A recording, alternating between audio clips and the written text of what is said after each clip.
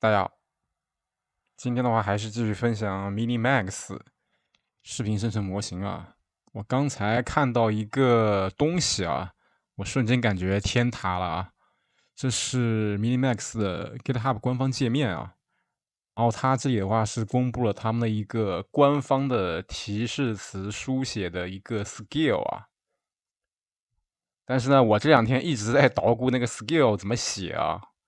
我測試了2天，結果官方他自己公開了他們的一個 skill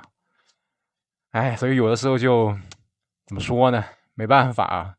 所以說這2天就相當於白忙活了。我們來看一下啊，官方這邊是怎麼說的啊？他這邊是給了一個提示詞書寫的一個 skill， 然後還有下面還有8個風格化的一個 skill 啊。然後安裝的話，你可以選擇複製這串代碼，然後丟給你的 Codex 或者 Workbody 都是沒有問題的啊。你直接在對話框裡直接給他發這段代碼，他就能理解你是要安裝這個 skill 啊。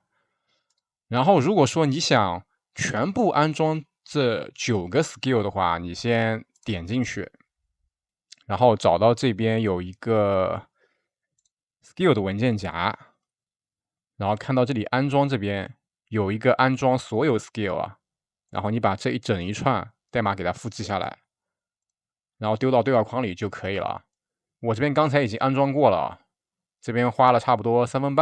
半的時間，然後已經安裝了這9個 skill 啊。然後我這邊用的是一個 DeepSeek V4 Flash 的一個模型啊，因為目前像 Workbody 它是送積分嘛，所以說每天用量不大的話，其實也相當於免費啊。好吧。那我推薦大家都去安裝一下吧，用官方的 skill 來寫提示詞吧，也不用自己去琢磨提示詞該怎麼寫，